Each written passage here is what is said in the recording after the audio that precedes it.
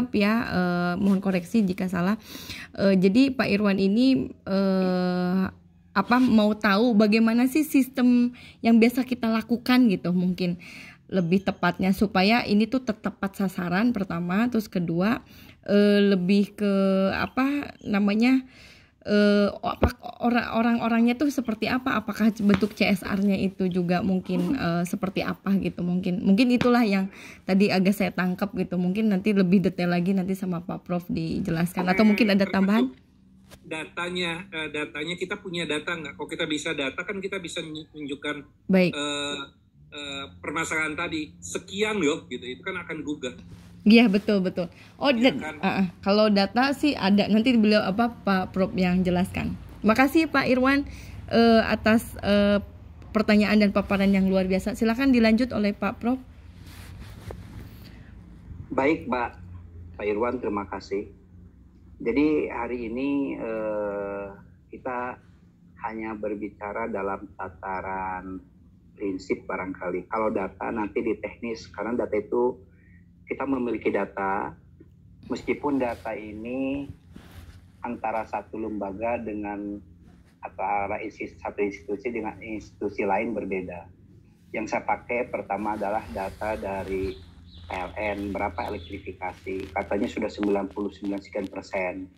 Data dari Kementerian Desa itu ada sekian ribu desa yang belum terterangi. Data dari Babinsa ini lebih mengerikan Pak. Karena kenapa? By name, by address. Yang saya pakai itu adalah data dari Babinsa sampai saat ini. Jadi ini data ini betul, cuma memang mempunyai psikologis juga tentang data. Karena ketika ada satu desa yang rumah kepala desanya nyala, itu dianggap di satu desa itu sudah nyala. Ini pun fakta yang saya dapatkan Pak. Fakta yang saya dapatkan. Kita mau cerita sedikit tentang posisi Indramayu yang kemarin kita pasang. Ini Bu Ketua tahu sendiri. Kita membawa dapat dana CSR dari Bank BJB. Dari Bank BJB saya informasikan tempatnya di Trisi, di Kecamatan Trisi, desanya Cikawung, saya bilang begitu. Karena informasi dari Babinsa ada 1.500 rumah yang belum ada listrik, by name, by address, fotokopi KTP, KK, dan di sana ada TPS, ada di tangan kita semuanya. Lalu dari tim BJB datang ke sana tanpa sepengetahuan saya. Yang didatangin adalah kepala desa, Pak. Kantor desa, bukan kepala desa. Sangat kontradiktif, Pak. Kata kepala desa, kami tidak memerlukan bantuan ini, kami semuanya nyala, sebagainya. Ini kan masalah data, ini kita berbicara data. Makanya sebetulnya data ini yang harus dimiliki itu adalah oleh para penguasa Pak, oleh pemerintah. Kadang-kala pemerintah tidak mempunyai data itu. Keduanya Pak, akhirnya apa, bantuan dari BJB nggak jadi, tidak jadi sama sekali membantu. Padahal dia ingin membantu masyarakat dan ingin menghadirkan Pak Ridwan Kamil ke sana dengan Pak Wakil Gubernurnya Pak UU waktu itu. Tidak jadi. Sebulan kemudian malahan jadi dibantu oleh Hanida dan HIPMI dan kemarin baru dilaksanakan. Faktanya mencengangkan semuanya. Ketika hadir di sana dan Ramil, Babinsa semuanya, kepala desa tidak saya undang semuanya kemarin. Ketika Ibu Menteri datang ke sana semuanya. Ini fakta Pak. Keduanya, kawasan industri KICC di Karawang itu terbesar se-Asia Tenggara. Se-Asia Tenggara. Temuan kita sama dari Babinsa juga. Ada namanya Kampung Cilele. 4.500 rumah masih gelap dari tahun 70, Pak. Pertanyaannya, legal tidak? Masyarakat di sana legal, Pak. Ada KTP, ada kartu keluarga, dan keduanya ada yang namanya TPS di sana, Pak. Pemilihan desa ada, pemilihan partai ada, pemilihan anggota dewan, presiden ada di sana. Data yang saya dapatkan dari mana? Babinsa. Ditanya ke desa nggak ada di sana. Padahal itu dari 1 kilo di belakang kawasan industri terbesar di Asia Tenggara. Makanya 2 lokasi yang kemarin saya perlihatkan ke Ibu Menteri ini membuka mata. Masih jutaan. Data dari dinas Jawa Barat itu dinas SDM Jawa Barat katanya masih 350.000 rumah. Data yang sepegang itu 1 juta di Jawa Barat, Pak. Ironisnya data itu ada di mana masyarakatnya? Ada di sekitar pembangkit listrik terbesar di Jawa Barat, di sekitar Saguling, di sekitar Cirata. Itu pabrik listriknya di depan mata, Pak. Tapi dia tidak mendapatkan penerangan. Itu pun fakta. Nah, makanya cerita tentang data saya bisa global, tapi saya bikin sumir, Pak, karena khawatir di sini ada ketersinggungan.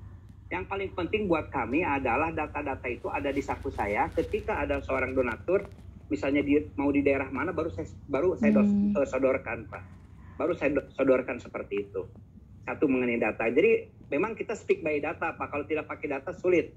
Karena pertanggungjawaban CSR itu adalah data. Alhamdulillah kenapa saya sudah sampai 300.000 rumah. 300.000 rumah, Pak. Kalau seandainya sekarang biaya pemasangan itu misalnya 4 juta aja misalnya ya, untuk sampai lokasi seluruh Indonesia, itu hampir 1,2 triliun saya terima dana CSR ini, Pak. Dari tahun 2008. Betulnya besar sekali. Tapi kita senyap. Dan ini yayasan.